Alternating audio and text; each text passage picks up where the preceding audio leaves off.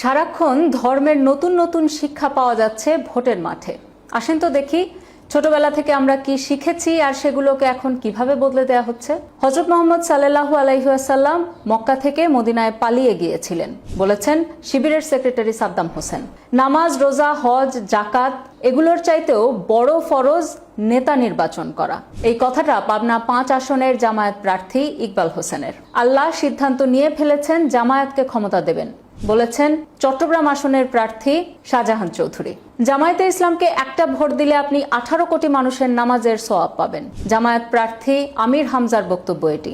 এইবার জামায়াতকে ভোট না দিলে আপনার ঈমান থাকবে না, এই কথাটা বলেছেন জামায়াতের এমপি প্রার্থী ডক্টর হিফজুর রহমান। তিনি তামিরুল মিল্লাত কামিল মাদ্রাসার অধ্যক্ষ। গত 10ই নভেম্বর নয় দিগন্ত পত্রিকায় একটা প্রতিবেদন ছাপা হয়েছে, সেখানে বলা হয়েছে গ্রামে নারীদেরকে নিয়ে যে তালিম অনুষ্ঠান জামায়াত করছে সেখানে বলা হচ্ছে মৃত্যুর পর নাকি প্রথম প্রশ্ন করা হবে আপনি কোন মার্কায় ভোট দিয়েছেন। বুঝুন অবস্থা। সারা জীবন আমাদের যা যা ধর্ম শিক্ষা তার সবই কি মিথ্যা হয়ে গেল?